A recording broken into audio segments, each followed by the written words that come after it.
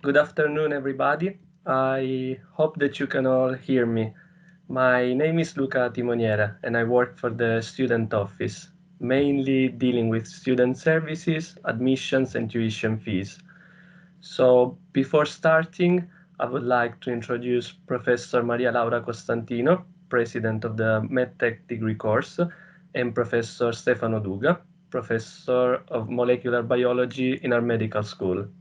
You can see him now, and Professor Costantino. They will explain the main features of the course, and after their speech, I will talk about the admission process.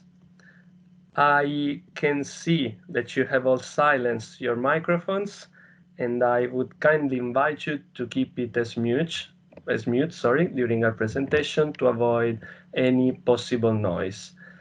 At the end of Professor Costantino and Professor Duga's presentation, you will be able to turn on the microphone and ask questions. The same will be, of course, possible after my speech. Should any question arise during the presentations, please write to the email address that you have received earlier today, I think, which is info.medicine@unimed, with an H at the beginning, .eu. We've already received some questions, so we know it works, and we'll be replying again after the presentations. Moreover, Dr. Elisa Commentale, who works for the orientation office and is here with us today, will address the other questions, all of the questions, basically to us at the end of the presentations.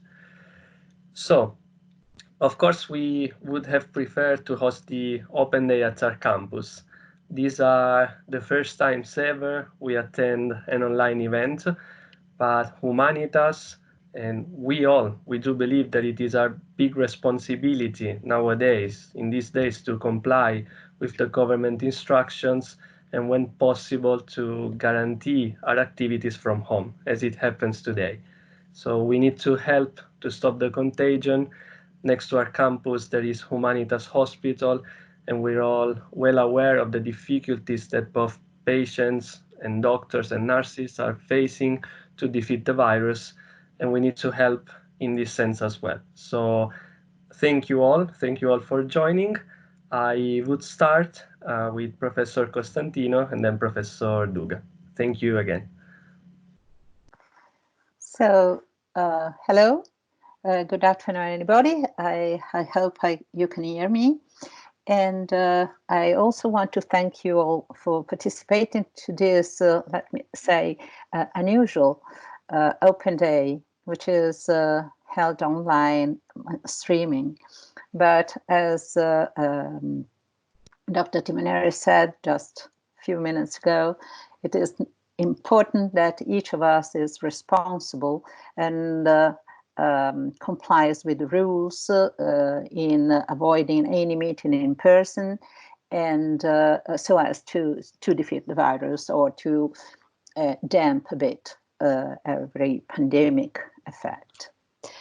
So I see that you are many attending this virtual meeting, and this makes me really proud, more and more proud, because this means that our program, or the program we devised, and that I'm going to present you, as at least made to rise some curiosities and has met a lot of interest. So now I will share my screen so that we can see some slides that will help me during presentation. So let me, oops, this is not, where is it?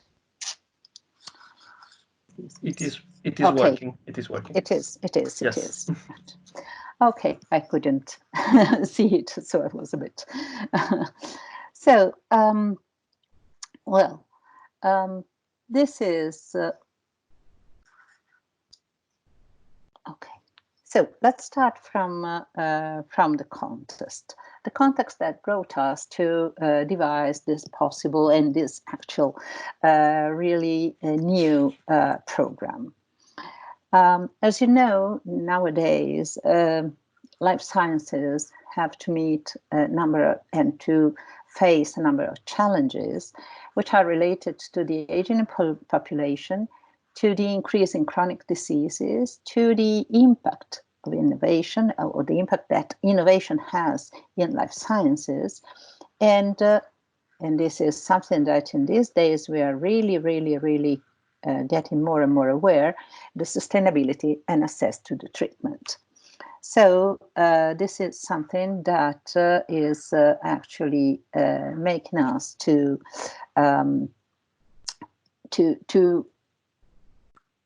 but why doesn't it work? Okay, now it is. That makes it important that we create something new. So, of course, we all know that medical innovation improves the quality of human life everywhere, but, you know, it is in the context of rising costs. But, however, we need to make merge biomedicine and technology so as we can create a new kind of position and a new kind of culture in the world, and which is framed in the medicine school. So we will deal about precision medicine, artificial intelligence, and then all the so-called omics sciences, robotics, 3D printing, and you know, what it will be important will be understand complex biological mechanisms and all the items that are connected and related to this. So there is another aspect that brought us to develop our course. That is something which is based on two different studies. You can find the references if we're interested in looking at them, and you can find them on the web. So there was a need to bridge a gap which is existing between the current skills of any clinical doctor and those required by the new emerging and continuously evolving context, so that we can face the challenges in future health. And so we can produce something really, let's say, focused on particular requirement that technology makes and involves into medicine. Moreover, we need a variation, and we are living now in these days this kind of necessity because as we need to change the way to meet and to have lectures, to have classes and so on, you are all undergoing the same kind of distance educational features and matters. But, you know, it has been defined that 60% of the children who are today going to primary school will have new jobs in the future, which we cannot devise today. So whatever is changing, and these changes and this necessity to be ready to face particular changes made us to think about giving birth to a new kind or a different way to see the medical doctor. So the idea was to make more engineering and technological basis and culture, and to merge it with medical education, so that also medical education can be fed by this knowledge, so that it will be possible to master the technological advancements in medicine and healthcare. So this will also foster innovation in the patient-to-doctor interaction. You know, this is a brand new, unique degree program. The medical school program, which is actually nothing, nothing magic. We just use and we just merge two existing knowledges, which are the knowledge of a medical school curriculum together with a better curriculum in biomedical engineering. So we want to merge medical know-how with biomedical engineering know-how so that we can create a new kind of figure who can be able in the future to deal with the particular problems or to face also medical problems by a different point of view. So we will use, of course, we base on experience-based learning, which is, and the other element which is absolutely crucial and really important in the medical school studies, which is the patient-centered medicine. All the clinicians have patient as their focus because the patient is the center of all medical activity, as Professor Duga will tell you later. But also in a biomedical engineering program where we will, and you, if you will attend this course, you will face and you will get robust analytic and quantitative approach to problem solving, which is necessary also when dealing with medical and medicine problems. So the goals that we want to achieve after a 6 years degree program in medicine and surgery is the goal that is a goal that will enhance the medical skills of a doctor. So the program is intended as a 6 years degree program in medicine and surgery. This program will be completely run in English and will be strongly focused on enhancing the medical skills of a doctor by integrating the skills with chemical, mathematical approaches and technological engineering approaches. So this is something which is absolutely, as I told you before, new, brand new in the world. We are the only one course with this kind of characteristics in the world. This innovative approach to the doctor-to-patient interaction will make the future doctor or the doctor who will have attended MEDTEC school capable, let's say, to optimize the machine-to-patient interaction and customize, more and more customize the therapies and the continuity of care. So, which has been the backbone of the program? We want to put all together and to mix and to merge all together data science and precision medicine, robotics, human body manufacturing, technologies-assisted human care, which are different disciplines which have to be tackled and studied and understood so as to become and to create this double figure that will be the figure of a clinician, a classic clinician, but also the same figure, also the biomedical engineering approach. So this figure will be the merging of these two elements. And so what the MEDTEC school graduate will be able to do, he or she will be able, and you will be able to optimize the therapeutic outcomes based on, by using, let's say, data analytics, machine learning techniques, use of new materials, performing some kinds of studies that will allow a patient-specific approach to the therapy and patient-specific definition of the cure of the patient.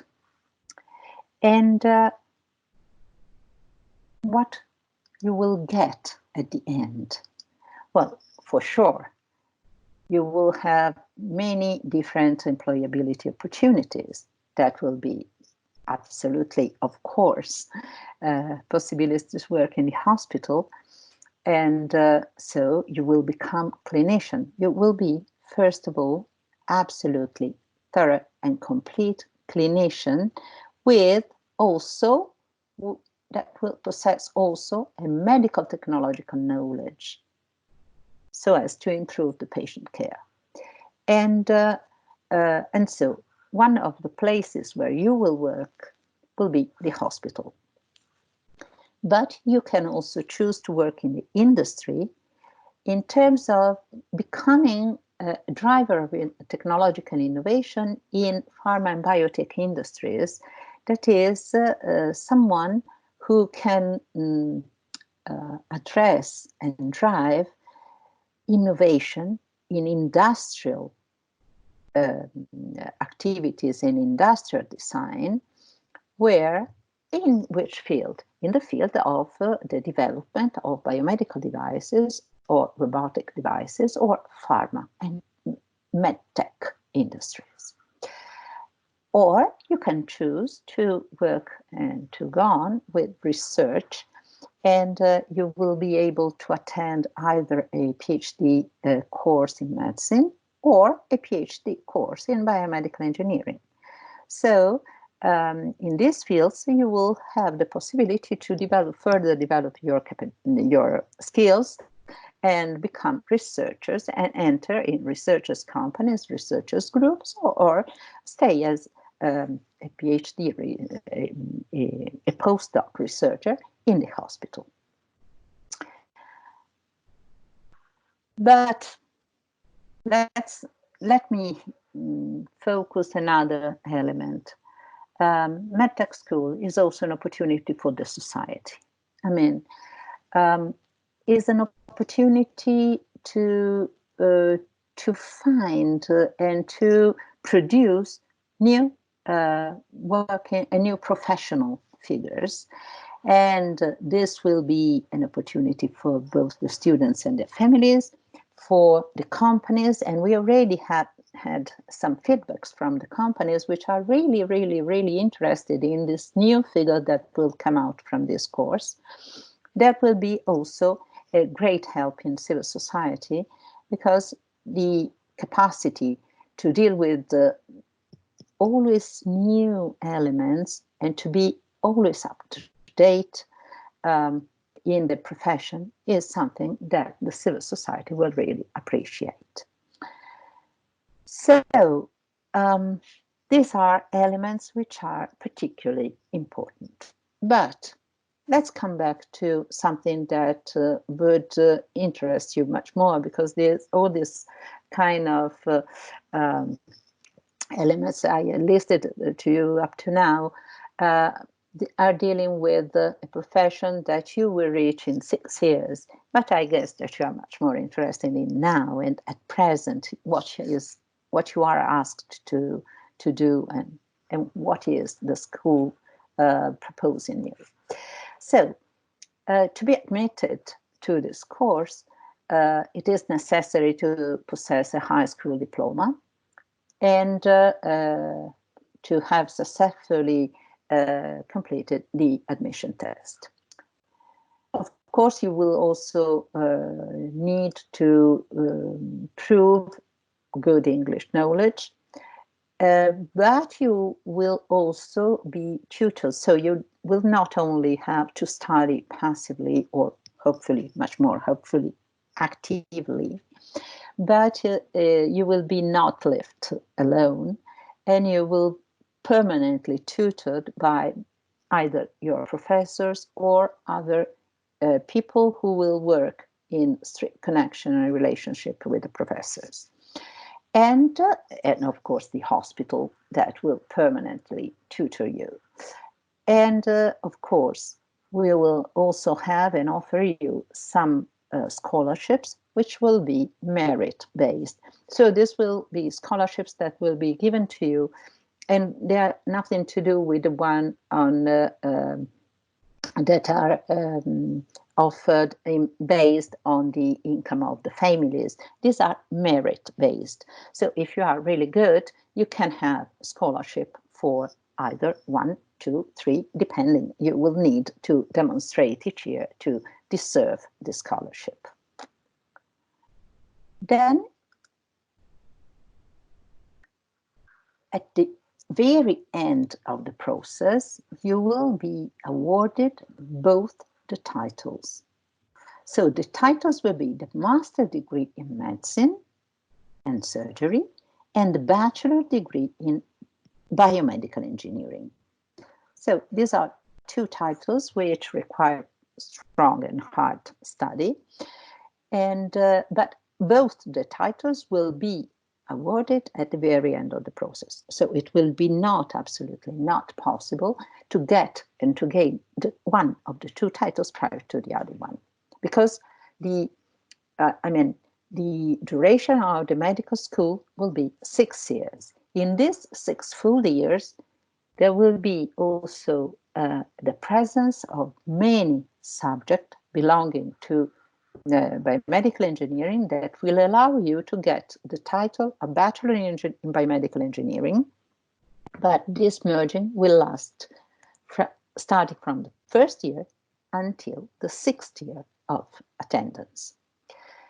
Of course, this pathway will be not so easy. You will have to gain 390 credits with respect to the standard 360 credits that are necessary to get the master degree in medicine. But this doesn't mean that you will just have 30 credits to gain the bachelor degree in biomedical engineering. But in these 390 credits, we have all the necessary credits that will allow the universities, namely Humanitas University and Politecnico di Milano, which is the School of Engineering, one of the most important schools of engineering in Europe and in the world, to give you the titles, to award you with the title in respect and full compliance to the directive and to the laws issued by the Ministry of Education, University and Research and Education. So both titles will be really standard, let's say, titles, but the not standard idea is the one to merge them and to have them together given to the students. Of course, to obtain this, it will be necessary to have credits which contains a number of hours of lectures or practical activity that are the ones that I listed here. Each year, we make available 60 places for the students, and 50 places are reserved to EU students and 10 to not non-EU students. But our idea is to have a real international attendance so that also the students can merge and can also share different cultures. And this will bring us in the third millennium medicine. And the innovation and integrations will be reached by having also shared classes and lectures. So there will be courses where professors from the engineer side or the medical side will be together in the classroom and will teach together so that the students may understand and may acquire this particular way of thinking about medicine that is a different way to look at medicine and medical education. And of course, to become engineers, you will also need to study hard matters and STEM knowledge like math, physics, chemistry, electronics, and whatever is needed to get a biomedical engineering bachelor degree. But however, you will become clinicians, you will become medical doctors, and so, of course, you will have Humanitas Hospital, Humanitas University, that will allow you to be trained by doctors which are really outstanding doctors and possessing really high level, high standard research experience and also clinical experience. I don't know whether all of you know Humanitas University or Humanitas Hospital. Both these realities are really, really, really ranked, high ranked all over the world. And what shall we do? We will not only teach you different subjects or the same subjects taught in different ways, merge subjects, new aspects, a new way to deal with this kind of subjects and so on. But we will also have and allow you to attend new spaces for education. And this will be also obtained by the, and you will be allowed to attend education and research laboratories, which will be both hard and soft labs, where in hard labs you can you will have the possibility to develop studies in biological fluid dynamics, mechanics, organs, tissue, metabolism, artificial organs, and so on. You will have phantoms, and as already the students attending the medical school at Humanitas University have. So you will have surgical training on phantoms and also 3D bioprinted organs. You will have the possibility to study and to experiment and to prove experimentally in the lab locomotion, sport biomechanics, ergonomics, and also the wearable systems, wearable sensors, and so on. Neurorobotics and other aspects. In the soft labs, instead, you will be able to deal with data science, to tackle the virtualization, advanced imaging, to study and to prove and so become much more competent in machine learning and neural networks, artificial intelligence, and in writing and understanding the kind of models which are patient-specific and will allow you to treat the patients much more by a personalization of the medical therapeutic action. All this kind of laboratories will be, you will have the possibility to attend, and you will be asked also, and you will compare sometimes to attend both these kinds of laboratories. Just want to give you some data.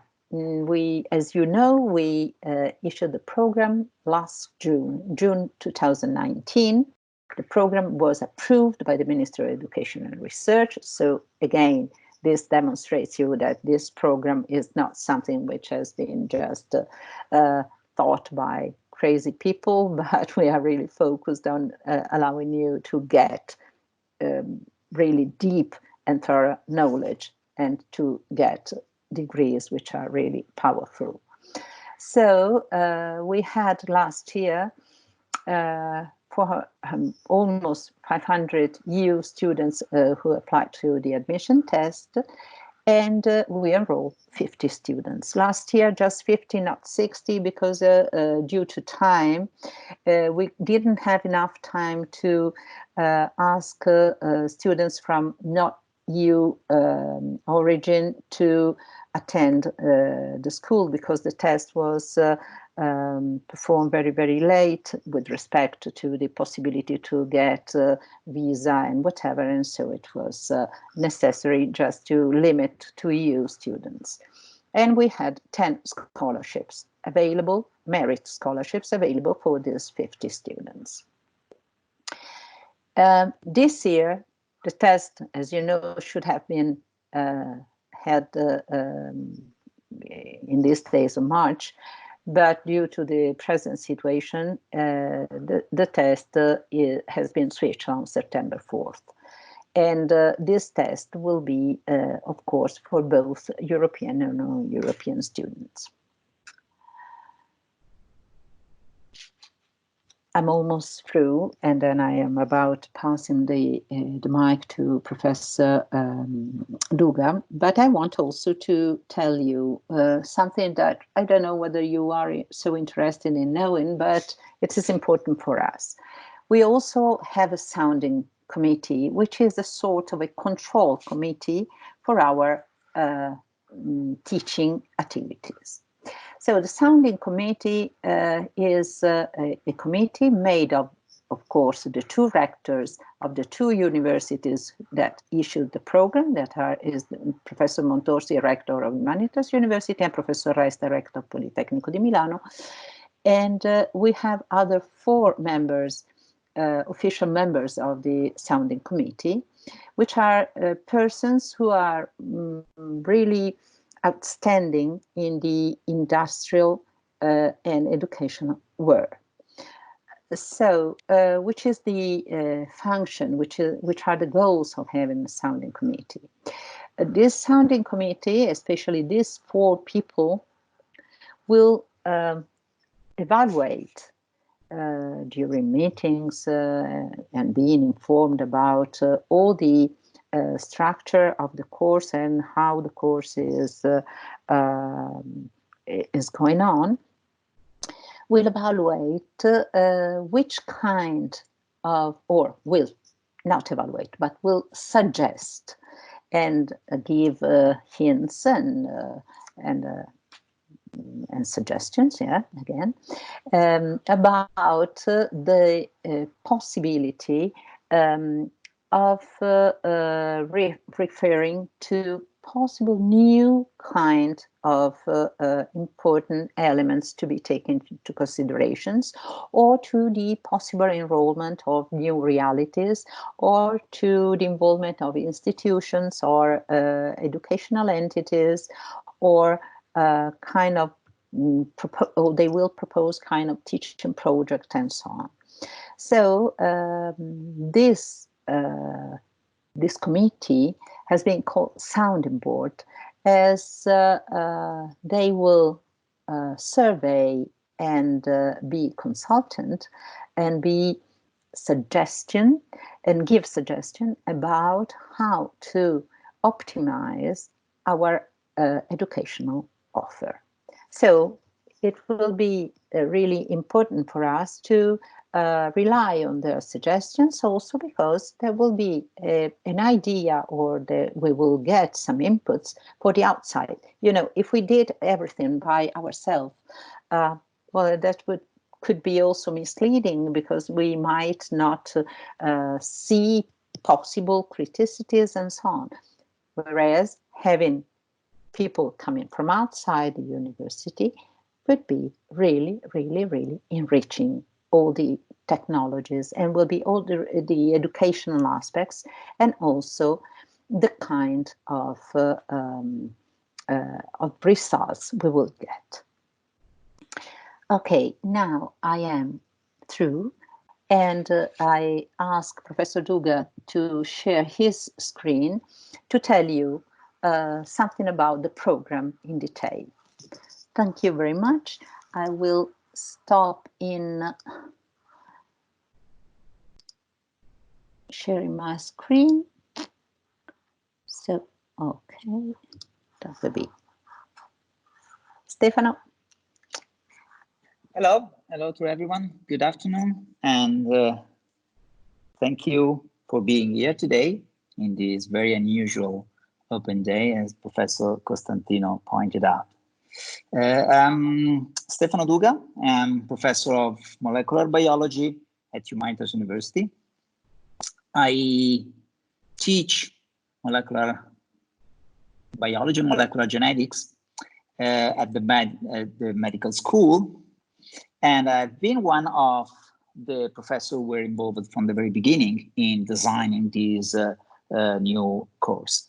I will also teach in the MEDTEC School next year, the second semester, in a course that is called Molecular and Computational Biology and Medical Genetics. And I'd like to start my presentation here, so I will share my screen, hopefully. Okay. So let me put it full screen if it's possible. Windows full screen mode. Okay. Okay, so I would like to start my very short presentation, I assure you, with this picture, which certainly will remind to many of you the famous words of Bernardo de Chartres, who was essentially saying that we are dwarfs, but we can see very far because we are on the shoulder of giants. And as you can see in this slide, the giant is a huge robot. So a robot which in turn represents technology. So these pictures will describe what we would like to do. Creating novel physicians who can manage and control technology, fostering its application to medical care. So we are seeking for brilliant and brave students who are willing to endeavor with us this challenging pathway to become at the same time engineers and medical doctors. So what is it? Anyone want to give an answer, to guess what is this instrument?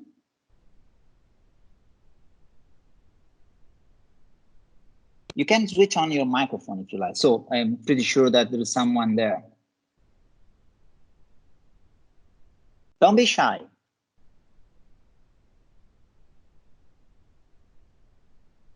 No one? Codex. Yes, tell me. Is it a codex? What? Is it a codex? A codex? Well, it really looks like a telescope to me, or not? Well, there is the writing around it. It seems that it's... Yeah. yeah, you are smart. And it is not telescope. It is the very first stethoscope or phonendoscope. It was called stethoscope at the beginning.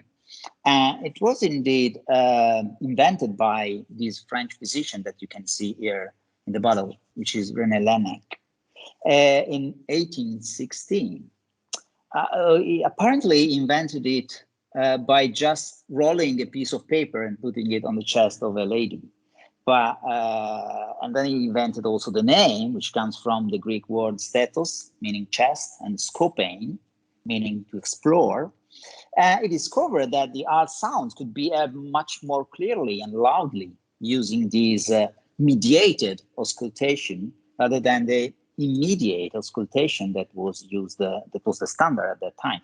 However, even if its invention is immediately brilliant and everyone can understand it, you can hear better the sound by using a device like that, it took up to the beginning of the 20th century before the stethoscope was stably introduced into medical practice. In the beginning, the use of stethoscope had many enemies who considered that mediated auscultation was ridiculous and useless. This is to tell you that technology has always had to do with medicine, and that the introduction of technology has not always been easy in medicine. Also because medicine, traditionally, is a very conservative branch of science. You may think that one of the most important concepts in medicine is primum non nocere. So first, you don't have to harm the patient. So before doing something, you have to be sure you don't put your patient at the higher risk of a disease or a damage. So, of course, this was just the beginning, and the stethoscope was then modified and made better as a real instrument that now is used by all physicians. I'd say it's the iconic tool of a medical profession, the Littmann stethoscope. And indeed, I'm pretty sure that all young medical students have desired to wear a stethoscope one day. But the progress goes on. And now we have also, as you can see here, some digital devices that can record the sounds and analyze them, and can compare the profile of the sound wave with huge databases of other sounds recorded in other patients. So you can get to a more accurate analysis, and you can also use them in telemedicine. And you can use artificial intelligence approach to understand the meaning of the anomalies that you can perceive. So again, we go from the stethoscope to artificial intelligence, which, if you like, can be considered as the stethoscope of the 21st century. The stethoscope, besides listening to hard sounds, is used for lung auscultation, as you certainly know. And you know that now we are living in a terrible moment where pneumonia is a leading cause of severe disease and death due to SARS-CoV-2 pandemic. So we are really facing new challenges in medicine, and the future physicians will need to be prepared for these difficult tasks. So I try to put the four main pillars of the course that Professor Costantino has so well described in a previous slide in the context of a current emergency. And as you can see in this slide, the four pillars, data science, robotics, body manufacturing, and technology-assisted human care, you can see that all of them are already today deeply involved in how we face this emergency. For example, the possibility to sequence the viral genome and to identify novel viral strains of higher or hopefully lower virulence is very important. It's giving us the possibility to study the epidemiology of the virus infection using, in this case, molecular data. Artificial intelligence, as you can see here, has been proved to be extremely efficient in analyzing medical images. And since the localization of the lesions in the pneumonia caused by COVID-19 disease are very peculiar, the system can easily and quickly detect and diagnose the presence of a COVID-19 disease in patient from medical images. But again, you see here an intensive care unit, and you can imagine how many life support machines are used to keep the patient alive, and also to record a large and massive amount of data that can be analyzed again by artificial intelligence, try to identify patterns and information that can be useful to treat better the next patients. And here on the right, you see some 3D printed emergency valves. These have been the product of two Italian engineers who decided to use 3D printing to cope with the shortage in these fundamental parts of ventilators in a very short time. And finally, you see here wearable devices. Wearable devices can be very important. Think about the possibility to measure the oxygen saturation in blood from a distance in real time. And this is extremely important. It's a critical parameter today because patients are progressing very quickly to insufficiency of their ability to breathe. And so it's very important to monitor oxygen saturation. So not all of that is already in the clinical practice, but all what I show you is possible, is feasible, and it's already being tested. So I also want to give you an idea of the impact of SARS-CoV-2 infection on our hospital and on the life of us all. And I will show you the next picture, which is this one. On the left, you can see a picture of Professor Maurizio Cecconi, who is the vice president of the MEDTEC School, so of your future school, I hope so. And he's also the director of the Department of Intensive Care in Humanitas. So this is the reason why he's not here today, as of course he has to face big problems in his department. Sorry? Excuse me? Okay, I heard the sound, but I couldn't understand the voice.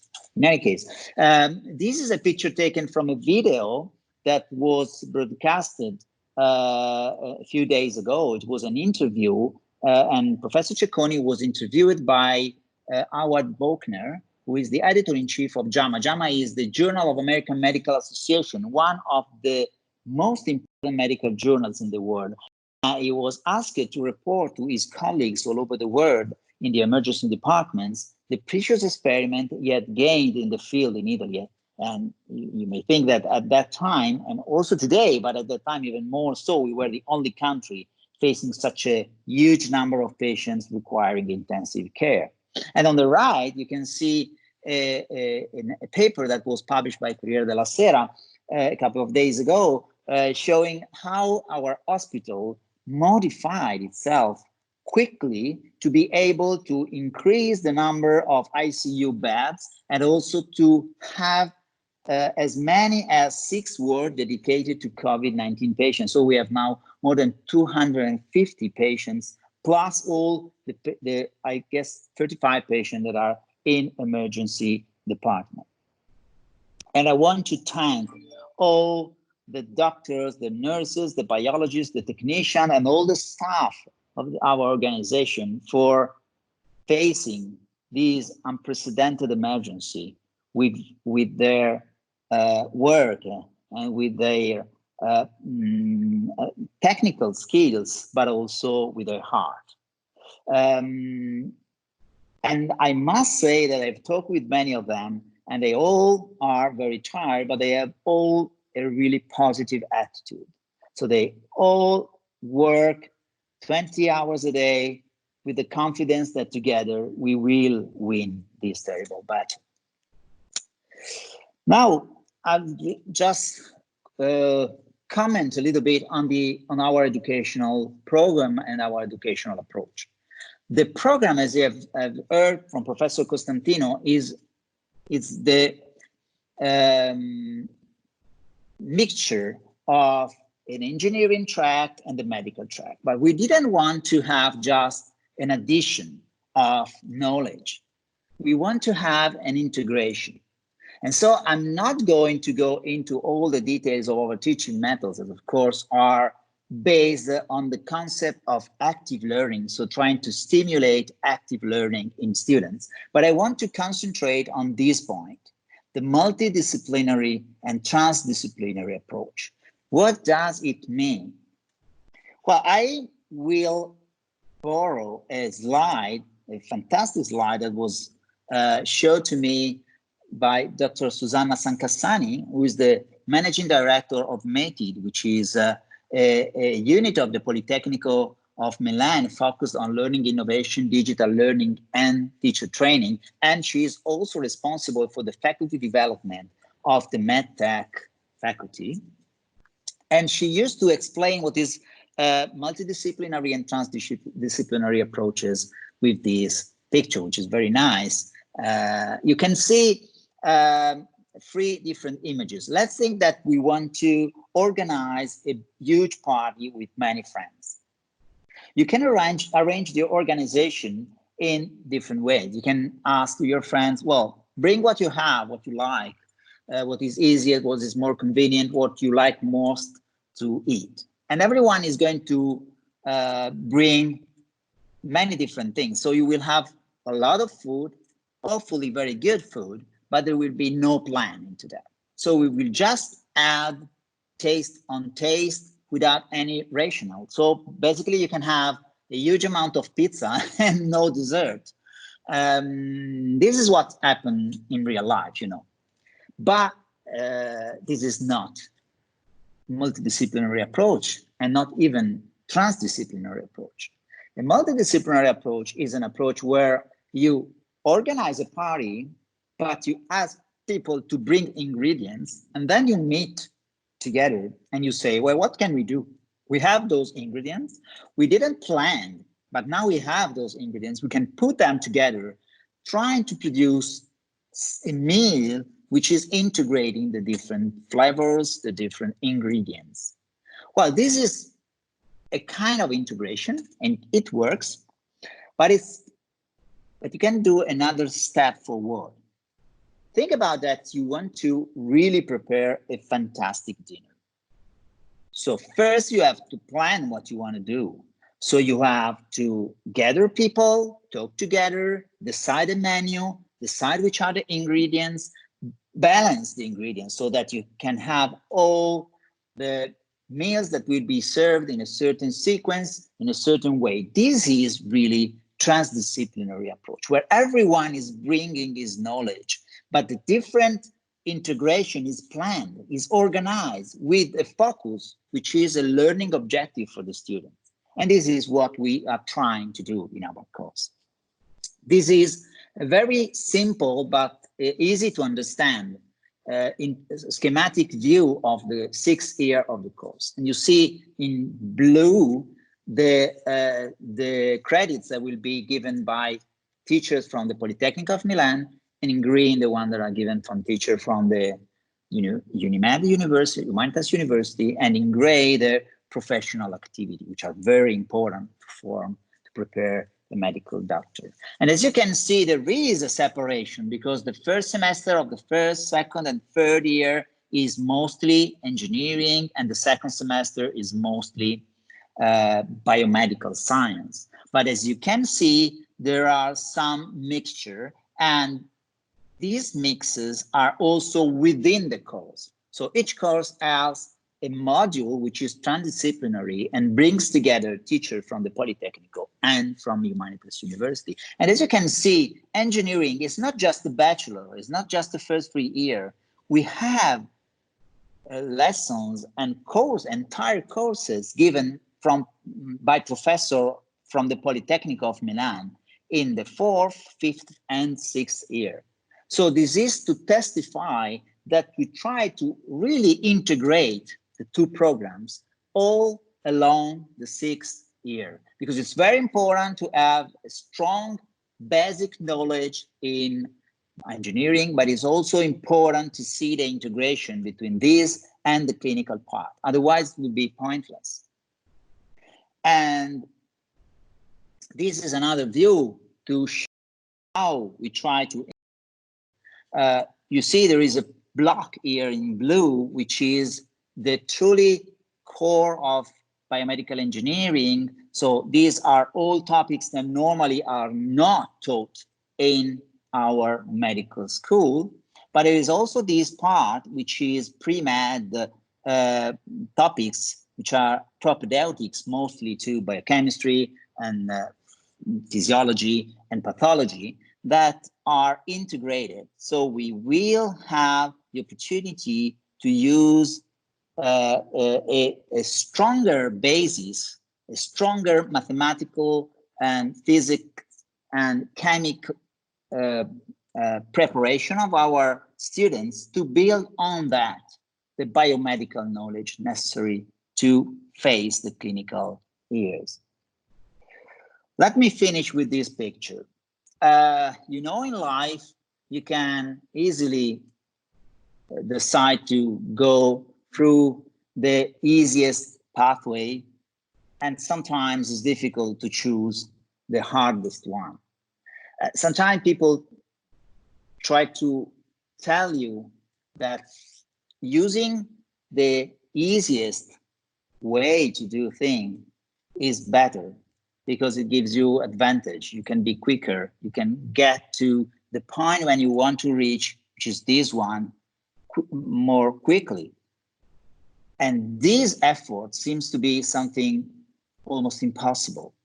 But first thing I want to tell you, you are young.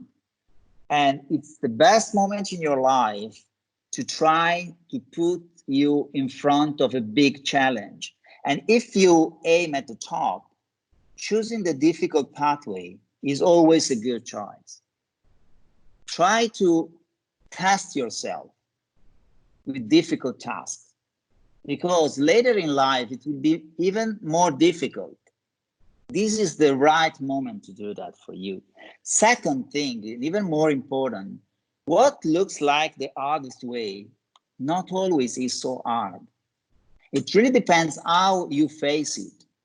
Because if you think that this slope is impossible, but if you divide it into small steps, it becomes something feasible. And we are here to make this difficult path like a series of steps that you can face one by one. So thank you very much for your attention, and I will be more than happy to answer to your question together with Professor Costantino. Thank you, Professor Duga. I would kindly ask Dr. Commentale to report Professor Costantino and Duga questions, if we've received any. Yes. Yes, we received some questions about the course, and they are all in Italian. So they ask if the two professors could answer in Italian, if it's possible. No problem, So no problem. Sorry for the English-speaking audience, but I think that if someone needs an answer in English, we can repeat it in English later on. So it's a specific request like that. Okay, we will answer in Italian, but I guess that we will need also to answer in English, otherwise it would be unkeen to the foreign people attending the meeting. Yes, thank you. Quindi, allora, la prima domanda che porrei è quella riguardante, diciamo, la specificità del corso di laurea in MEDTEC rispetto a un normale corso in medicina. Quindi se è possibile sviluppare un po' questo tema, anche in riferimento soprattutto alle figure professionali in uscita, se è possibile magari facendo qualche esempio di un professionista in uscita dopo il corso di MEDTEC. Inizierei con questa. Okay, I start answering, and then Stefano, Professor Duga, will also give his opinion. Okay, that's like that. Allora, I start answering in Italian, and then maybe I can translate it into English. Allora, la specificità del corso di laurea MEDTEC consiste nel contemperare le diverse esigenze e i diversi obiettivi previsti dal corso di laurea in medicina e dal corso di laurea triennale in ingegneria biomedica, in modo da creare e da rendere più consapevoli delle tecnologie che permeano il mondo della medicina lo studente. Quindi in questo senso è un corso incredibilmente specifico e nuovo, direi, perché non si tratta soltanto di un corso di medicina e chirurgia, di questi ce ne sono già e ce ne sono di ottimi, tra cui anche di medicina di Humanitas University naturalmente, ma qui si tratta di aggiungere altre competenze alla conoscenza della medicina, e non solo aggiungerle, ma come avete visto nella presentazione anche finale del professor Duga, andare a creare delle sinergie importanti e forti nell'apprendimento e nell'insegnamento di queste discipline. Quanto ai riferimenti alle figure professionali in uscita, allora il medico è sicuramente la figura di uscita, come dire, di elezione, perché è chiaro che saranno medici questi laureati. Però c'è senz'altro una buona parte di questi laureati che potrà entrare nel mondo industriale a lavorare, diventando come dire, promotori di nuovi progetti e di nuove idee progettuali nelle industrie, sia dei dispositivi biomedici, sia del farma, quindi industrie farmaceutiche. Questo perché, avendo una forte base, essendo dei medici, a tutti gli effetti, avranno molto ben chiaro quale sia il territorio, il terreno su cui andare ad applicare le tecnologie e avranno ben chiaro, soprattutto dopo aver seguito alcuni corsi durante il loro percorso di laurea, avranno ben chiaro quale debba essere l'interazione tra la macchina e il paziente e quali possano essere miglioramenti possibili. Quindi non solo avranno il know-how, ma sapranno il perché certi tipi di tecnologie o certi tipi di approcci metodologici dovranno essere applicati. Mi permetto di fare una piccolissima parentesi, poi questo lo tradurrò anche in inglese. In aggiunta a quello che diceva il professor Duga sulla suddivisione degli studi, una cosa importante che io reputo molto importante, perché è una delle cose che abbiamo proprio su cui abbiamo ragionato molto per metterla a punto, è il fatto che la frequenza a questo corso di laurea è fatta sia al Politecnico sia in Humanitas University. Nel senso che proprio per consentire allo studente di impadronirsi, impossessarsi anche di un modo di pensare dell'ingegneria, quindi avere un approccio mentale dell'ingegneria, i primi semestri dei primi 3 anni non solo contengono le materie di ingegneria, ma sono insegnati al Politecnico. Quindi c'è questa presenza nell'Ateneo di ingegneria che consente agli studenti che sono dei medici di poter ancora di più imparare a fondere le due diverse discipline. Stefano, vuoi aggiungere qualcosa? Sì, mi sembra che ha detto quasi tutto. Un aspetto importante per quanto riguarda la professione medica è che ci aspettiamo che i futuri medici ingegneri che sceglieranno di dedicarsi alla parte clinica della loro professione siano essenzialmente dei pionieri, degli innovatori. Potrebbero addirittura essere proprio dei manager dell'innovazione negli ospedali dove andranno a lavorare e sicuramente andranno a lavorare in strutture avanzate di eccellenza. Ecco, questo è certamente la visione che abbiamo del medico ingegnere che decide di dedicarsi alla parte clinica, perché ovviamente dovrà come dire, essere in grado di esprimere le potenzialità che ha, e questo lo si può fare ovviamente in contesti di eccellenza. Anche nella parte meno legata direttamente alla clinica e, come si diceva appunto, nell'attività a livello industriale, l'idea è proprio di costruire delle persone che siano dei promotori di innovazione, cioè che siano in grado non necessariamente di fare tutte le funzioni di un medico o di un ingegnere nel loro contesto, ma di unire le due e quindi di essere in grado di identificare le direttive di sviluppo, le implementazioni della tecnologia, sempre mantenendo una prospettiva anche medica e quindi che abbia al centro l'attenzione verso la cura del paziente, che non deve essere persa, perché non vogliamo costruire dei super tecnici, dei medici che siano dei super tecnici, no. Anche la formazione ingegneristica è una formazione che è tesa, come diceva benissimo la professoressa Costantino, a fornire degli strumenti di base che devono essere in grado nel futuro di rendere queste persone capaci di adattarsi alla realtà che dovranno affrontare, che sarà in grande mutamento e sarà continuamente challenging, richiederà sempre di aggiornarsi e di comprendere un aspetto sempre più difficile e complesso dal punto di vista tecnologico.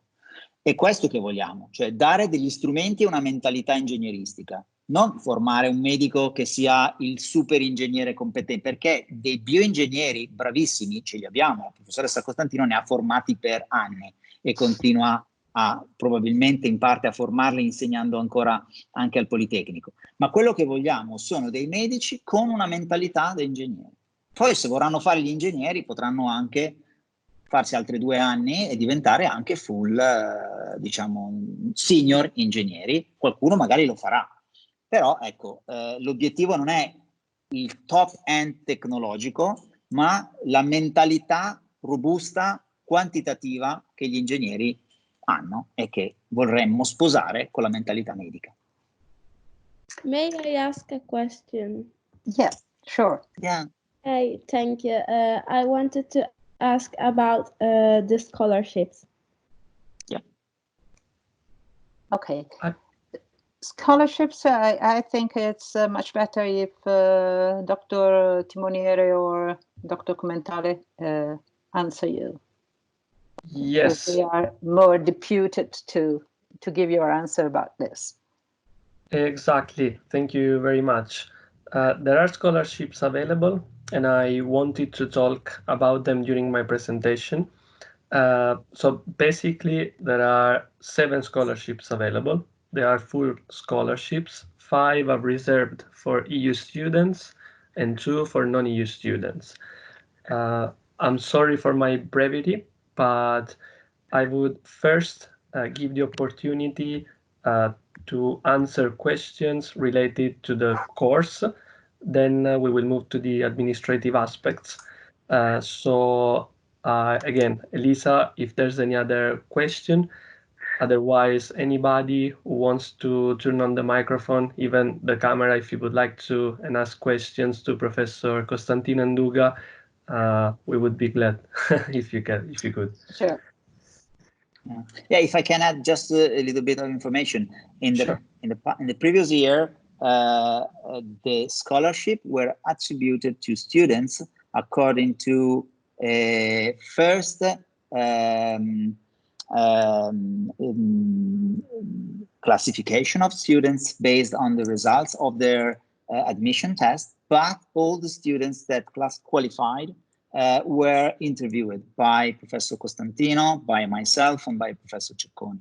So we had a face-to-face interview for just a few of them by Skype, but for most of them in person.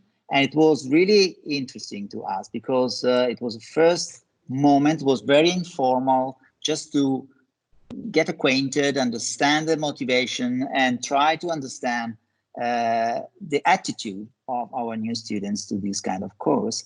It was really stimulating. It was my first contact with students, and understood that they were top-level students, really. So don't be scared about that. If you want to apply, it's just an interview. It's very informal, and I think you will have it without any pressure. But we have to apply before the exams or after it? Well, that's technical. I don't know. That's actually no. You know, sorry, if I can say something. As Dr. Timoniere said, these are administrative aspects. So please, just be patient. Wait for 5 minutes, let's say, and then Dr. Timoniere will enlighten all these aspects to you.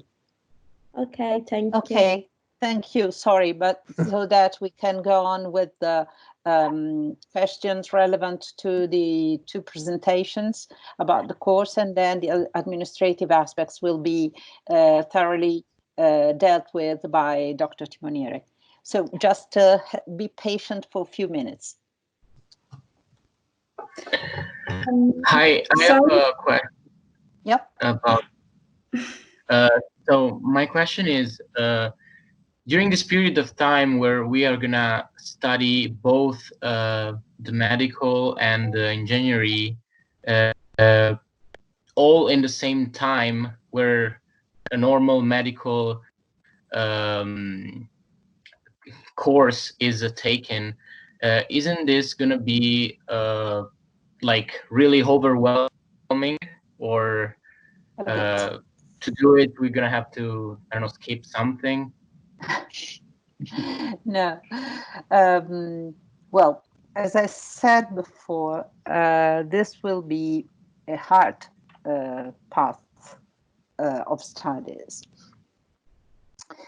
But, you know, these 390 credits will be acquired over a time span that will be 6 full academic years, not just 12 semesters. So there will be a bit more added duration. How that means, just to say, to make you an example with date. The 6 years will not end by the end of July, but it will end by the end of October. So this will allow the students to have more time to conclude and to do all the exams that will be proposed. However, this end of the program will be on time, so as to allow the students to apply and to attend the chartering exam, so that they can become chartered, and then they will be on time to be enrolled at any specialty school. So nothing different with the other students coming from other, let's say, standard medical schools, just some more effort in studying, because the studies will be prolonged up to the end of October. Was that right? Was I clear? Thank you. Yeah. Can I have a little bit again? You also have to consider that in our medical school today, we have 2 years that are dedicated to the preclinical, let's call them like that, studies.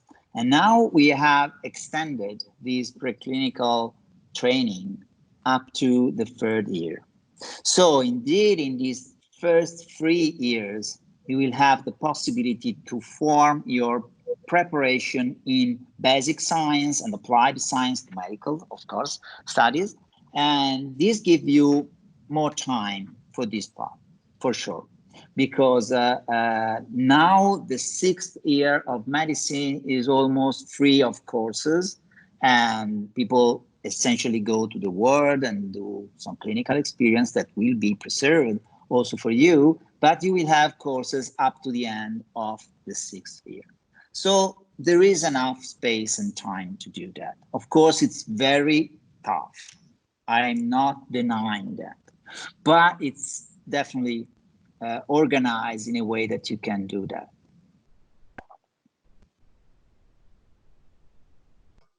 Yeah, thank you. You're welcome. I have another question.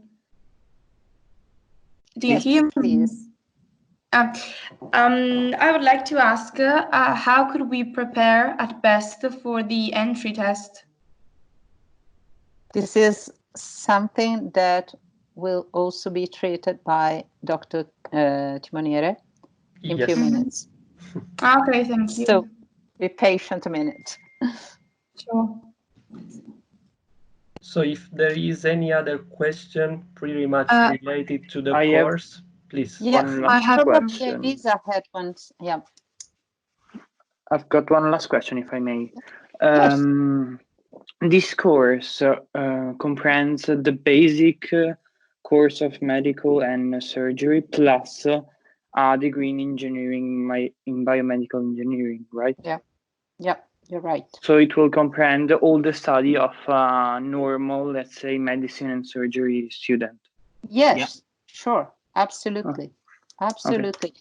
You will be a fully fledged medical doctor, but you will also have the knowledge and you have the preparation to become a young biomedical engineer, that is bachelor degree biomedical engineer. So you will have 2 titles, but your preparation will be relevant to both the figures, the professional figures. So nothing less, but at least much more, okay, in preparation. Okay, thank you very much. You're welcome. I have another question. Yeah, sure. I was wondering how much research-oriented is this course? I mean, will the students be able to perform research during the 6th year, or? Yes, they will. I can tell you that they will. You will. That is, this specific course also, and this is one of the reasons why we offer you also the laboratories and all these wide activities in the laboratories to be performed. This course will allow you to become also researchers. I mean, to have the basis to become researchers, because you can train, you can prove, you can test what you studied in the lab, and so you can also enhance your knowledge and capacities. Moreover, this is something I forgot to tell you during my presentation. You will also have the possibility to have stage in industries during the 6 years, during summers, for instance, or during other periods of the year. And we already have some agreements with companies so that you can also attend the companies and work in the companies to develop some projects. So this will make you much more aware about all the capacities and the relevant skills you should have, and you will acquire also these, and you will become actually researchers. So you will perform research, but not only at the 6 years, a year of attendance, but also probably at the 5th and the 4th. This is why this is a particularly new course, because also some kind of research aspects will be dealt with. Okay, thank you very much. You're welcome.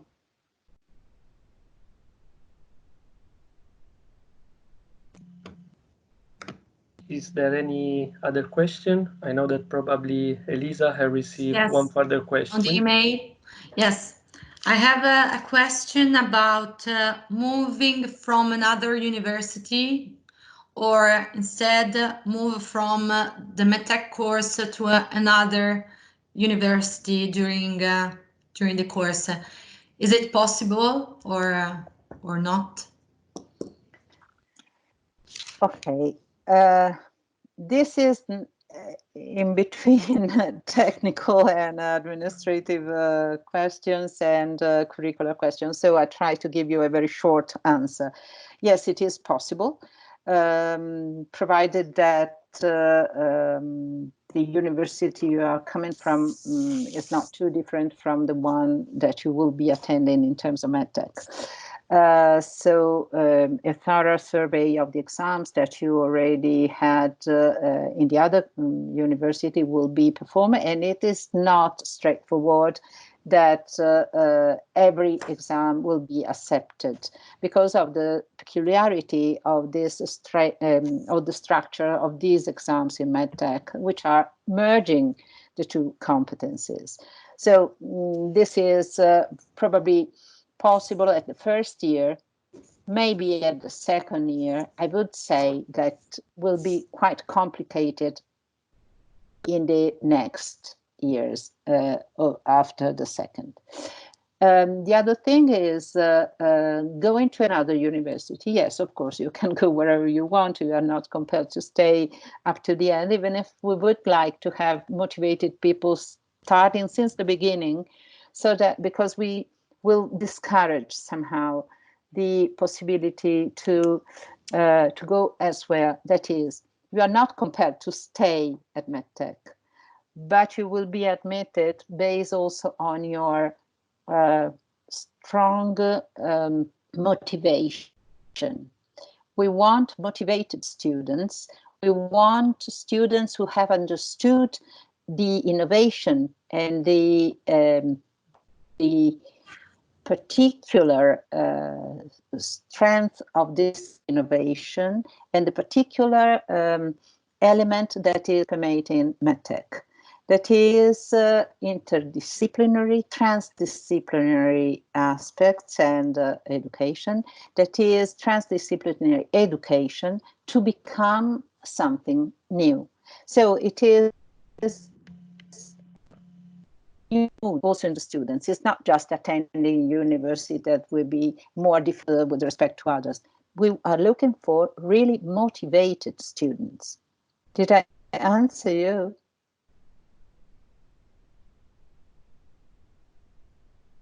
No reaction. Hopefully, yes. Elisa, do you have some other emails with questions? There's just another one about the numbers, sorry, the percentage of workers who ended the MEDTEC school, but Nobody ended it. We just started last year. So the first students who will end MEDTEC will come in 5 years. So it's something that I will tell you later. But however, attendance is compulsory. So it is quite improbable that students will be workers because attendance is compulsory at MEDTEC school, as well it is in medical school at Humanitas University. Any medical school in Italy. Or any medical school in Italy, yes, of course. Okay. So it is, I don't think that workers will have time also to attend the school. Thank you. All right. So now I would move on to the administrative aspects, and I would thank Professor Costantino. Please, please. Sorry. Can I ask just one last question? Sorry, I'm Lorenzo, and I wanted to ask you. I wanted actually to receive some information about the AP classes that are required for for the entry and also for the courses. As the AP, it would kind of advance me even in the tests, even in the course that we're going to take in the years. So in my school, to actually move into an undergrad school, into an undergrad university, we have to take at least 3 AP courses. And which one do you suggest? Because they say that it's better to do psychology, biology, and chemistry. But which are the requirements for MEDTEC? I can answer if you prefer. Yes, please. Okay, so the requirements for students who are obtaining a US diploma, basically, is correctly to achieve at least 3 APs in order to apply for the entry test. Now, in the entry test, you will have biology, you will have chemistry, you will have mathematics. So probably I would focus on these 3 APs. There's physics as well. Then this probably would help for the test. It is not mandatory to obtain psychology nor one of the others that I've just mentioned. So it's up to you, but if it can help your preparation for the entry test, then I would recommend mathematics, biology, chemistry, or physics. So there isn't a mandatory AP class that we have to take to actually enter in the class, in the school, in the MEDTEC? No. There's not a specific list. Let's say the indications from the Ministry of Education for accessing Italian universities say that you require 3 APs in science-related subjects. Okay, thank you very much. You're welcome. So if no other questions are on for me and for Professor Duga, we need to leave you to Dr. Timoniere for administrative matters, and we need to switch on to the other meeting with the other guys like you who scheduled for the second meeting. So if you don't have any other answer, Excuse me, other may questions? I ask? Yes, sure. I have a question. I didn't understand if you need English certification, like Cambridge or other. Okay, Luca Timoniere will answer you. Thank you so much. In a minute. So, okay, I would. Okay, so guys, bye-bye. Have nice weekend now, and stay safe, take care, stay at home, and hopefully we will see you in MEDTEC School. Bye-bye. It was a pleasure to meet you. Thank you. Bye. Thank you very much. Thank you very much to Professor Costantino and Professor Duga. Thank you. Bye. Bye, Luca. Thank you. Bye. Okay, so I will now share my screen and then I will be available to answer all of your questions.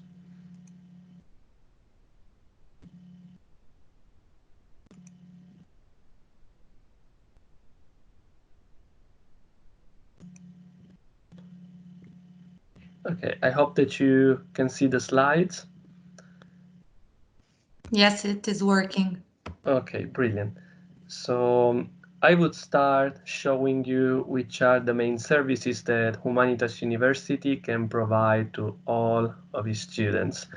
So just as today, we have an orientation office and we offer orientation activities such as the one that you are currently attending. Among the main student services that you will find inside the campus, there is a library which is open all year long, basically, and there's a canteen as well where students can have their meals at a fixed price. 2 years ago, we also opened our student house, which can accommodate about 200 students. There's a relevant team which handles all of the requests. So if you need to receive further information about the student house, I would kindly recommend you to go to our website, look for the student house page. There's a specific form that you can fill in and your request will be forwarded directly to the relevant team. What I would like to underline very quickly is that the student house is made up of apartments with 1 or 2 bedrooms, single or shared bedrooms, and the costs include basically everything, as any kind of bill is included, the Wi-Fi is included, the cleaning service is included, maintenance, even the parking if you have a car, and some basic science courses related to first year courses if you need to revise something.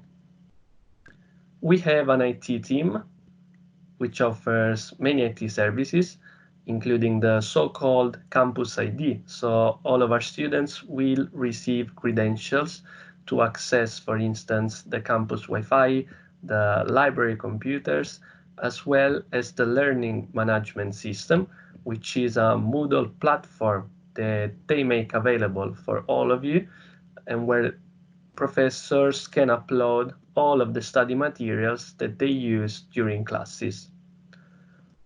We have a language lab, so of course the MEDTEC school will be entirely taught in English, but if you're interested in learning any other language, at the moment, for instance, we're offering German and Spanish courses.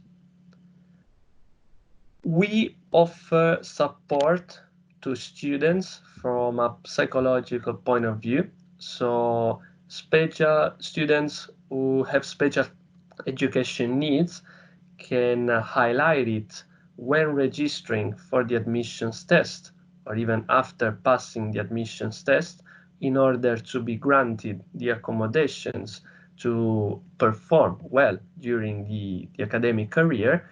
And we also offer a counseling service. So if you have any trouble in finding the right method of study, or if you have any personal problem which makes it hard for you to perform well, you can book an appointment for free, anonymously, with our counselor, and she will help you to solve this matter. I received a question about scholarships a few minutes ago, and I will talk about them in a few minutes so that I can focus more. The same will happen for the preparation weeks. Again, I received a question about how to prepare, and I will focus on it in the next slides. What I would like to underline at the moment is that Humanitas University is already inside the Erasmus project, and we also offer travel grants. I must say that not all of the universities can offer travel grants. What am I talking about?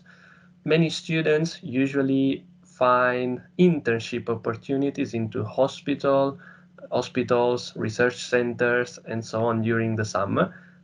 Wherever in the world, there will be a call for applications. So students will have to write down their project, say where they've been accepted, and the university will allow you to go abroad to attend these particular internships, funding par or totally or the total cost of this experience.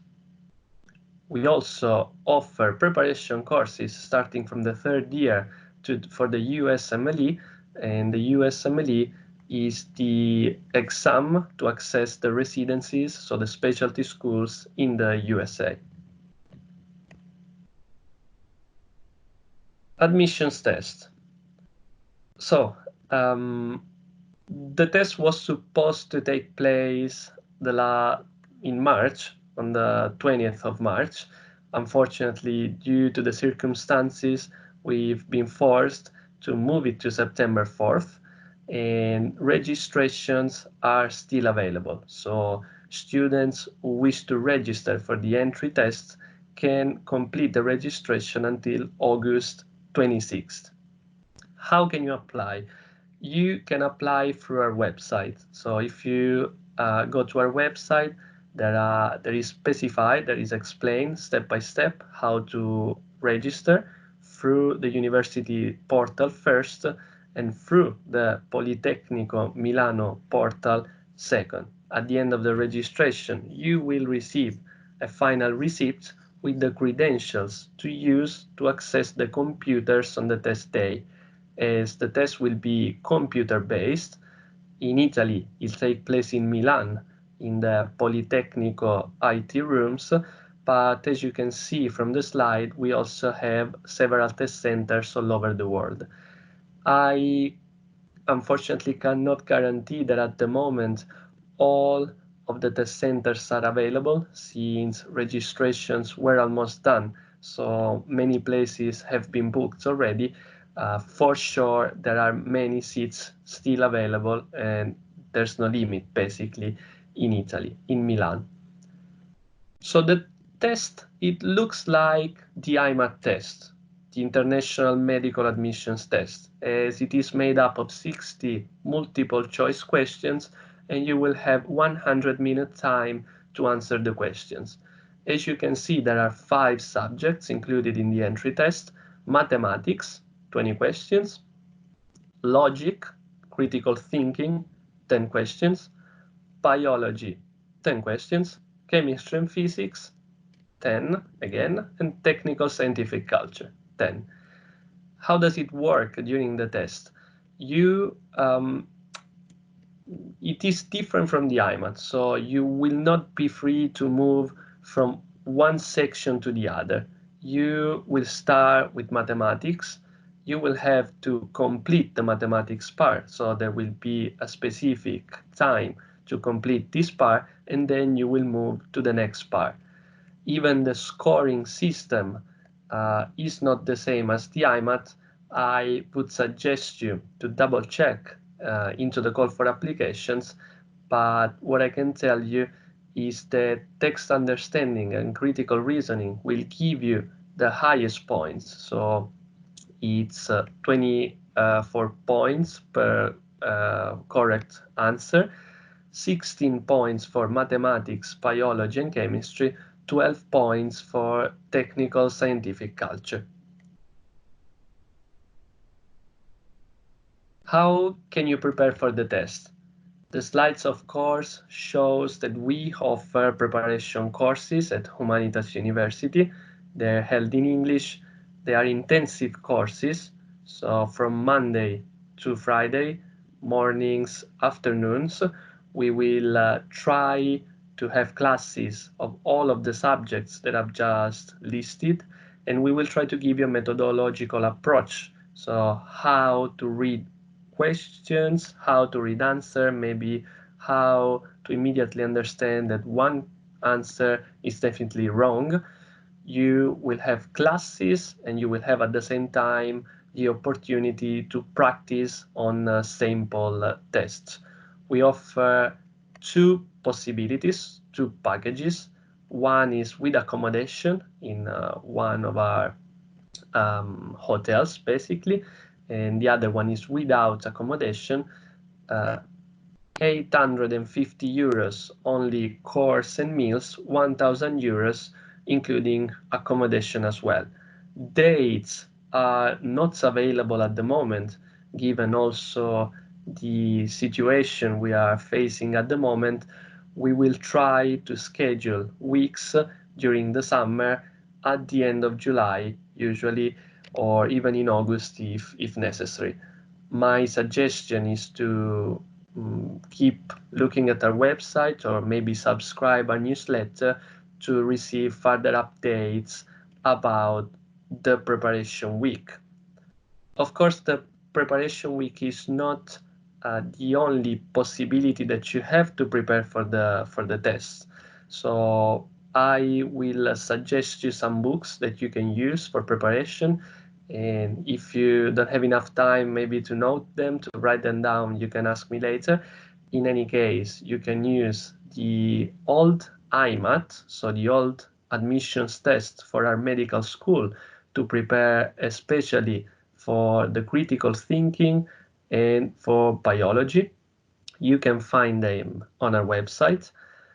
You can also use the UCAT, which is it's an entry test mainly used in the UK, entry test for medical schools, but it is entirely based on critical thinking. Usually, if you Google, for instance, UCAT practice book, you'll be able to find books with 600, sometimes even 1,000 questions and explanations. The same can happen or can be found for BMAT. BMAT is another entry test used in the UK for the medical schools, but on the contrary of the UCAT, it deals with science topics. So it would be perfect to practice, for instance, on physics, chemistry, and biology. And again, if you Google it, you'll find many books with 600 of you or even 1,000 practice questions and explanations. Let's move on to fees and scholarship. So tuition fees, they range, as you can see, from a minimum amount of 10,000 euros to a maximum amount of 20,000 euros on the basis of the ESEP index, which is basically a calculator of your income category. There's a fee regulation, which has been already approved and uploaded on our website. There's a paragraph 4.5 where you can see the documents which you will be required to submit if you decide, of course, to ask for the evaluation of the income category. At the beginning of the academic year, Humanitas University will make available a specific app where you'll be able to upload the documents. We will make the calculation, and then we will tell you, of course, the amount to be paid on an annual basis. Scholarships. There are 5 scholarships available for EU students, and there are 2 scholarships available for non-EU students. All of these scholarships are full, so they will cover in full the cost of the amount of tuition fees. How can you apply? You don't need to apply, basically, at the moment. Is one of the requirements to be able to sit the interview that Professor Dug and Professor Costantino were talking about is to rank among the top 20 positions in the entry test for EU students and among the top 10 positions for non-EU students. So if you'll make it, hopefully, we will send you a specific email freezing your position in the ranking list, as you will have to submit before sitting the interview. your curriculum vitae, your CV, your resume, a motivational letter, and your high school transcripts. After that, you will see the interview. There's a regulation, even in this case, already published on our website. And after sitting the interview, you will receive a score that summed to the documents already submitted and to the points, to the final score of the admissions test, will create a new ranking list. The top 5 students among the top 20 will be awarded the scholarship, and therefore will not even have to pay for the first installment, which is the same for all of the income categories, 4,000 euros, and all students who will be interested in enrolling will have to pay by the terms we will specify in the admission email. The same, of course, applies for non-EU students. Okay, so even my presentation is over. I am available to answer all of your questions via microphone, or maybe we might start, Elisa, from questions received via email, if there's any again. Yes. So there's a question about the Erasmus project and how it works for this specific course, so for the MEDTEC course. The Erasmus program works exactly how it works for all of the other universities. So at the moment, we only have agreements for internships in other universities abroad, not for study programs, but I'll tell you why. First of all, the course is brand new, and professors need to find other universities where we can send our students, ask them to attend 3 or 6 months, and then allow you to come back and have credits recognized. Otherwise, honestly, it would be a waste of time for you to go there for all of this time and then coming back with no credits recognized. So at the moment, we have agreements for internships, as you will have to achieve some extra credits, let's say, to complete the degree course. The internships spent abroad can be used to complete these extra credits. Now, we have 6 years. Of course, maybe if you'll start in September, there will be 6 more years to deepen the agreements, to widen them. I'm sure that something will change. This is at the moment how it works during the year. There's a call for applications, and students again need to apply to try to win the possibility to go abroad. Hi. I wanted to ask another question. So, as I am an Italian student that is doing an American school, yeah, I want to know, as I will end my 4 academic high school years, not with a high school degree, but with a AP, at least 3. Right. In which category will I enter as? Will I enter as a EU student, so like those 50 places for EU students, or as those 10 places for non-EU students? Okay, this is a really good question, and I appreciate it, so I'll take the chance to explain it to all of you. So the category depends on the citizenship. So it doesn't depend on the high school or on the educational system you are currently attending. In your case, Lorenzo is the name, if I'm not wrong. You are Italian, so even though attending an American school, you still belong to the EU category. Okay, thank you very much. Thanks. You're welcome. Thank you. Any other question? I had a question. Please. I had a question if there was an example curriculum for the 6 years, like an example of what a schedule would look like for a student.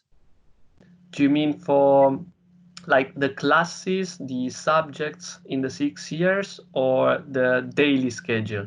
Yeah, the subjects and classes over like for each year. Yes, you can. I think you can find it on our website if I'm not wrong.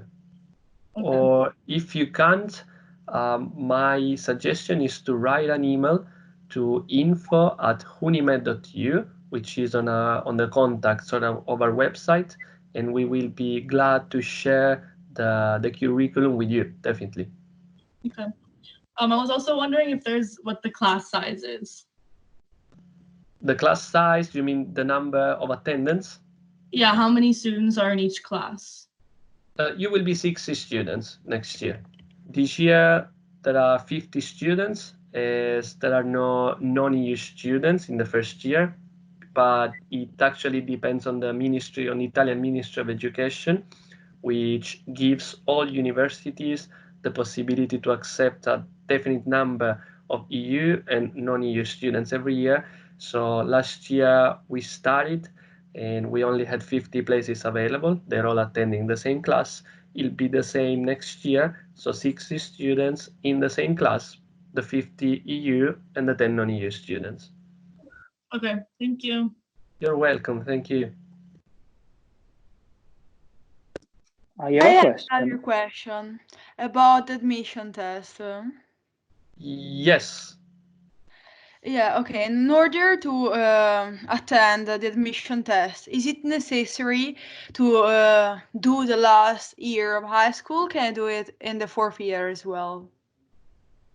It's another really good question. It is necessary to be attending or have finished basically the high school, and I'll tell you why. I know that for polytechnical courses you can take the test even in the second to last year, which is the 4th year in Italy. But again, this happens because the MEDTEC school is a medicine and surgery degree course, basically. And for all medical courses in Italy, including physiotherapy and the nursing school, it is mandatory for students who take the test to be attending or have finished the last year of high school. So you might try, for instance, this year, you might try to take the test. Nobody would stop you, but in my opinion, it will be probably not a waste of time, but it'll be a pity, because even if you pass it, you cannot keep the place for the following year. You will need to resit the test in the following year. Okay, thank you. And then I have another question. Are required English certifications? No, we do not require any English certification, as the entry test is of course in English language, so in a certain sense it is a comprehension, an English evaluation as well. Okay, thank you very much. Thank you. I have a question, may I ask? Of course you can. Thank you. Okay, so you said that usually the admission test is taken in March, not in September. Yeah. So, for example, now I'm in the 4th year of high school. Okay. Does this mean that I would have to take the admission test on March 2021? Likely. It is very likely. Last year we took the test in September because the course was officially accredited by the Ministry of Education in June. So this year, as it happens also for the medical school, our intention was to anticipate the test, also to give international students and especially non-EU students the opportunity to sort out all of the administrative bureaucratic aspects of their such as the study visa to come to Italy, to sort them out in time, quietly. So we scheduled the test for March 20th. Then of course, you all know what's going on in these days, and we moved it to September. I think it is not confirmed today, of course, but I think that 90%, 95% of the possibilities next year, during your 5th year, you will have to take the test in March. Yeah. But wouldn't that mean that I wouldn't have finished high school yet? Before you said that it's mandatory to have finished high school before attending the admission test. Yes, I said to be attending the last year or have finished the last year. So it'll be your case next year. Okay. Also, almost done. Would Take that your mean time. that I have to take the 1 week preparation for the admission test this summer?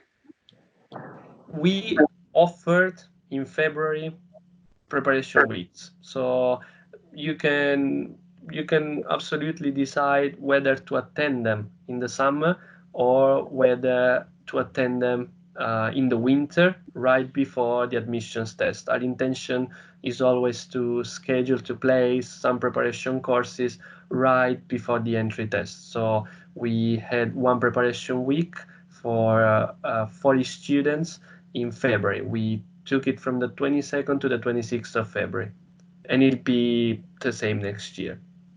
Okay, thank you, I'm done. Bye. Thank you very much. Sorry, a question about the preparation week. Sorry? A question about the preparation week. Yes. Everybody can attend this preparation, or just students which had finished or are attending the last year of high school? Anybody who's willing to.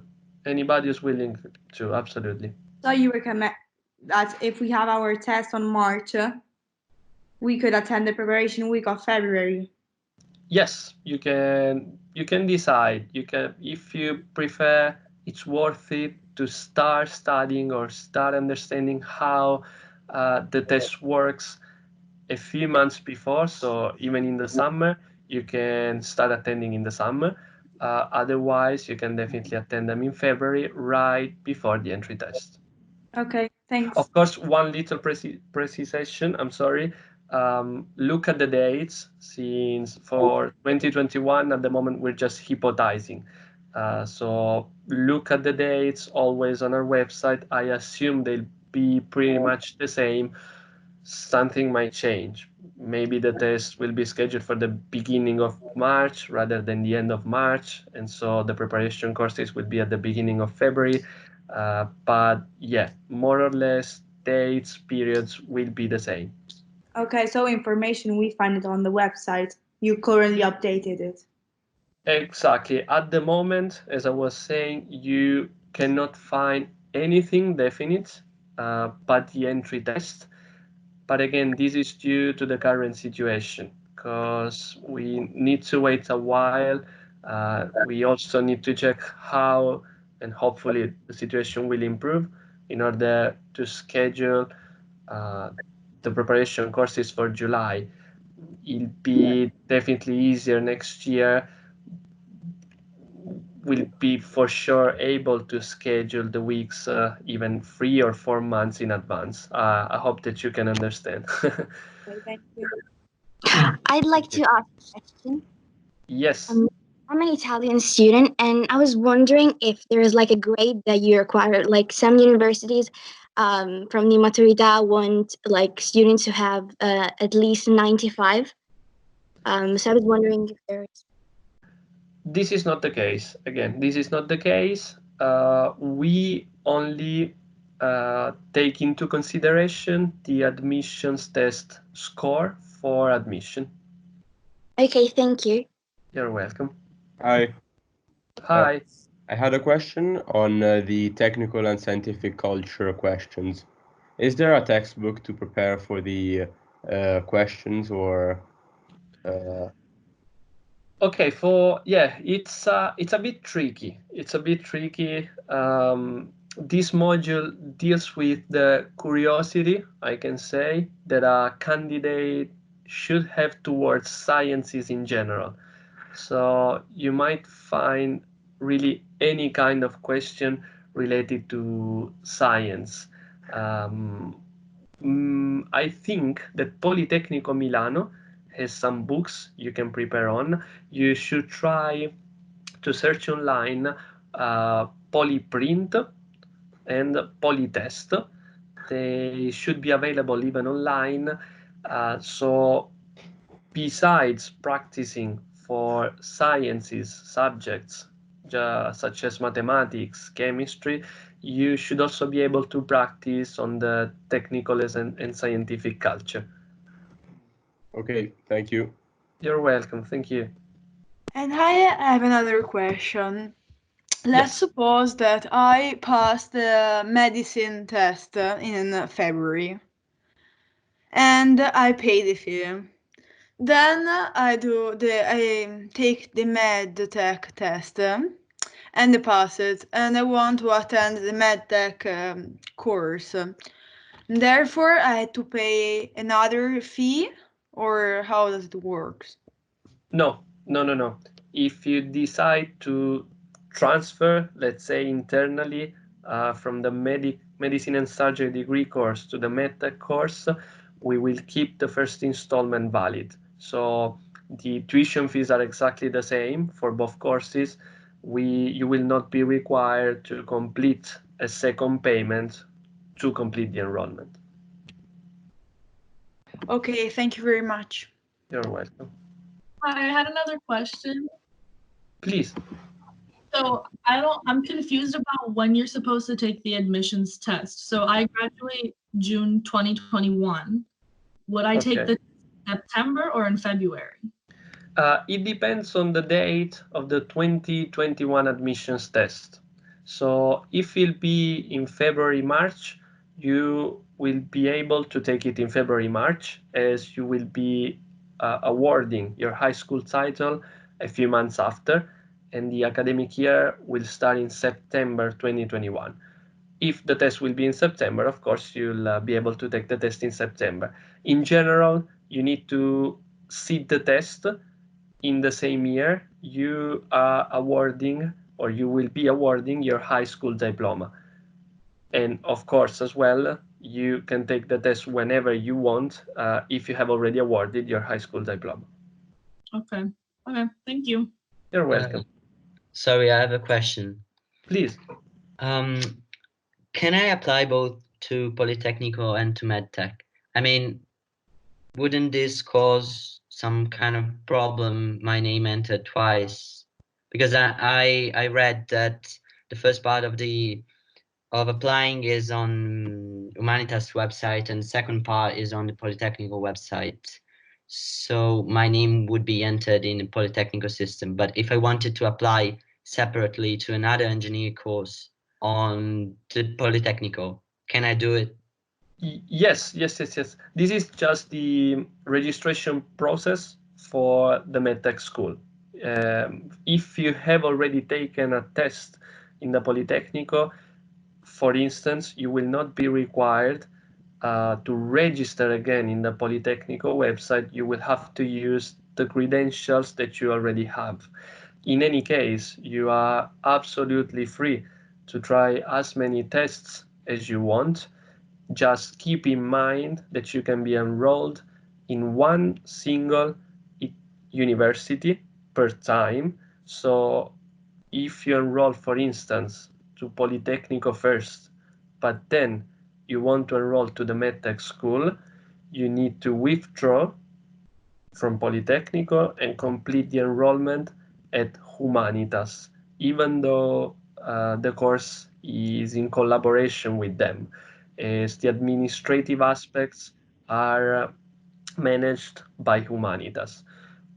Vice versa, if you enroll to the MEDTEC school, but then you want to enroll to an engineering course, which is held only at Polytechnico, you need to withdraw from us first, and then complete the enrollment at Polytechnico. Okay, and I have another question, if I may. Of course you can. Sorry? Of course you can. I read on your website that if a student wants to keep the scholarship throughout the years, he or she has to keep a minimum average of 27. Right. But does this mean that for every year, the first year, the second year, you have 5 scholarships awarded for EU students, or you have only 5 scholarships in total? So if in the second year a student wants to get a scholarship, needs to compete also with the first years entering. Okay. Scholarships are usually available only at the beginning of the first year. So students will obtain the scholarship after the entry test. Then if meeting the requirements you have correctly explained, listed, they will be able to keep it for the following years. What does it happen for the following years? If there are extra funds available, for instance, it might happen that the university makes available new scholarships, and then according to a new call for application, which will take into account your merits, so your academic performance, and maybe sometimes even the income category, will be able to assign the new scholarship. But this is not granted. This is not granted every year. So please, at the moment, consider that scholarships are awarded only at the beginning of the first year. Okay, so if someone loses the scholarship for 1 year, for example, in the requirements, it's lost. I mean, regain it in some way in the following years. I'm sorry, I lost your voice for a few seconds, so I think I missed the meaning of the question. Sorry. If someone doesn't meet the requirements in the third year, they cannot regain the scholarship. Exactly. When a student loses the scholarship, unfortunately, then it is lost for the following years. Okay, thank you very much. You're welcome.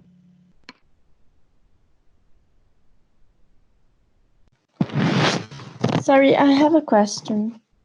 Please. It's similar to the question made before, but if someone has already enrolled in Politecnico, is it possible to transfer then the payment in September? If the enrollment is made at Politecnico, unfortunately not, because it is different. Medicine and Subject Humanitas and MEDTEC School, they are Humanitas courses, so the cost is the same and we can easily do it. But if you enroll at Politecnico, where even tuition fees are completely different and they're a public university, unfortunately we can't keep the payment valid for the enrollment at the MEDTEC. So this happens only in the case of transferring from a Humanitas course to another one. Mm-hmm. Oh, okay. Thank you. You're welcome. An administrative question, if possible. Yes. I asked that the fee is, the annual fee is related to the ISEP value. Yes. Every year I ask the IZ value for my other daughters that attend other Italian university. I would like to know if ISEP index is equivalent to IZ index or not. It is not. Thank you. You're welcome. Thank you for asking. ISE is a certificate. ISEP is an index used only for inside Humanitas University to calculate the income category. So basically, even if you go to an accountant, commercialista, or CAF, they will not be able to give you the ISEP value, as it is just an internal calculation. The documents required, though, are exactly the same that you usually give to have the ISEE calculation. So modello 730, I'm sorry, I switch in Italian because it is easier in this case. Ad esempio il modello 730 oppure persone fisiche o un CUD, perché noi andiamo a calcolare la sommatoria dei redditi a cui aggiungiamo nella percentuale del 10% il valore delle proprietà immobiliari e di quelle mobiliari. Quindi, scusa, te lo dico in italiano, Prego. Se la situazione è abbastanza articolata o complessa, come nel mio caso, Sì. se io vi mando la dichiarazione sostitutiva unica, che è quella che faccio dove c'è dentro tutto, è sufficiente oppure bisogna davvero reperire tutti i singoli documenti? Cioè la vedo una cosa un po' complicata, ecco, questa qui dell'ISEP. Ma lei anche per avere la DS1, nel senso non ha ad esempio dichiarazioni dei redditi?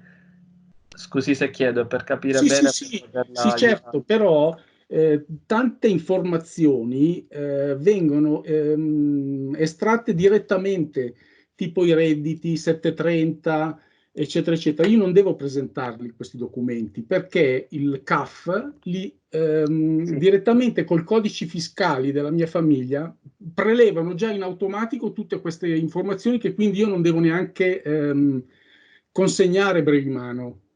Sì, è vero, però nel nostro caso purtroppo richiediamo comunque di consegnare quei documenti di cui stavo parlando prima e che trova elencati sul regolamento tasse e contributi al paragrafo 4.5. Lo può trovare andando sul sito su MEDTEC School, rete borse di studio, lì trova il regolamento. Se vuole, anzi più che volentieri, può inviarci la documentazione se ha bisogno di un precalcolo, perché capiamo che può essere anche fondamentale per la scelta del corso o meno, e noi le restituiamo l'esito. Però mi spiace, ma servono quei documenti, quindi ci servirebbe ad esempio il 730, ci servirebbe o il persone fisiche. D'accordo. Thank you very much. Grazie, thank you very much. If you have any other question. Probably, I don't know if there's any other question. There's a question online. I have still one. I was wondering which were the titles of the book for the preparation for the test. Okay, yeah, besides our course, of course. You can use, if you Google, for instance, BMath, like B as in Bravo, and then math as mathematics without the H. Okay. BMath, practice book. This is good for biology, chemistry, physics, and there should be, I don't remember exactly the name. I think it is Get into Medical Schools. It's the name of the books. Get into Medical Schools, BMath practice book, and you'll find the 600 or 1000 questions I was talking about during the presentation. Exactly the same for UCAT that you will probably find as UK CAT online. They've changed the name recently. And UK CAT is really good for logic, critical thinking, as it is a test entirely based on critical thinking. Then, if you go to our website, you will find the past admissions test for the medical school, so the IMAT, which is good at the same time for biology, for chemistry, physics, logic. And last but not the least, from Polyprint, you should be able to find the Poly test, which are simulation tests of the Politecnico with all of the science-related topics. Okay, thank you very much. You're welcome. I've got one last question. Oh, sorry, you go first. Okay, thank you. So I'm taking IB courses and I'm at the first year now, but by September I'll be in the second year. So I've asked already, and for this year, if the exam were to be in March, we would not be able to do it. But as it is in September and it is our last year, will it count as valid exam to enter the university, or is better if you do it in March? In March, because this admission is valid for the 2020-2021 academic year, but in the same academic year or frame time, let's say, you will be still attending the last year and awarding your international baccalaureate. So you will have to sit the test next year. Okay, thank you. You're welcome. There was another question. I heard somebody before. Yes. You have said that there is like this student house at Humanitas University where students can stay in. But how does it work for the periods of time that we have to attend the Politecnico University? We are trying. It's another good question. This year, the students who were attending the MEDTEC school and staying at the student house, they used to take a morning bus from the student house to the closest subway station, which is on the same line to reach the Politecnico. So you need to go, of course, back and forth for those semesters you will be attending the Politecnico. However, again, I cannot guarantee today. We're trying to check if we can offer something more for these students, because they need to travel, of course, on a daily basis, and it takes about 50 minutes from the student house to reach the Politecnico. But so far, this is how it worked for students. For next year or next years, I can let you know. We'll see if we succeed in finding an alternative solution and an easiest solution for you to reach the Politecnico if staying at the student house. Okay, thank you very much. You're welcome. Okay, so I would ask Elisa if there's another question. Yes, I ask another question about the admission test, and they would like to know if there is a required score for the admission test to get into the program. Let's say there's not a required score. There's a minimum score you need to achieve to be considered into the ranking list, which is 400 points. The highest, if I'm not wrong, is 1000. So you need to score in between these two limits to be considered for admission. Okay, thank you so much. Thank you. Sorry, I have another question. Sì. The courses in Politecnico will be taken in Leonardo or in Bovisa school? Leonardo, Piazza Leonardo da Vinci. Thank you. You're welcome. Thank you. I have one last question. Yes. I live like 1 hour from Milan. So will I be able to travel, or should I live in Milan? It's up to you. It's up to you, basically. So if you think it's convenient for you to commute every day, you can definitely decide to stay home, so to live at your house.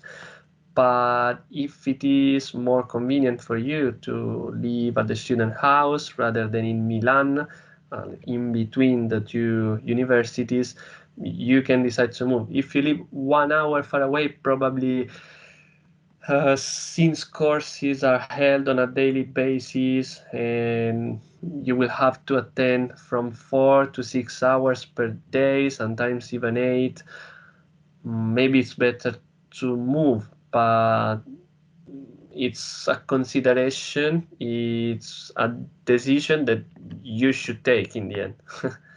Okay, thank you. You're welcome. Okay, so may I ask a question? yes, I would say last questions. I'm sorry, because I also need to go to the other group for the presentation. So I would say last 2 questions. I'm sorry for it.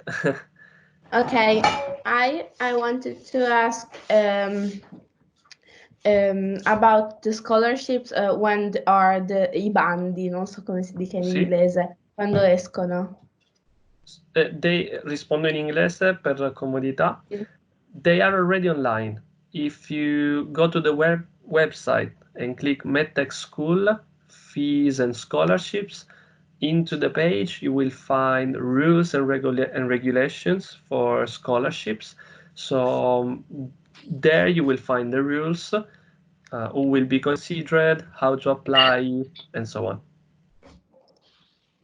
Thank you. You're welcome.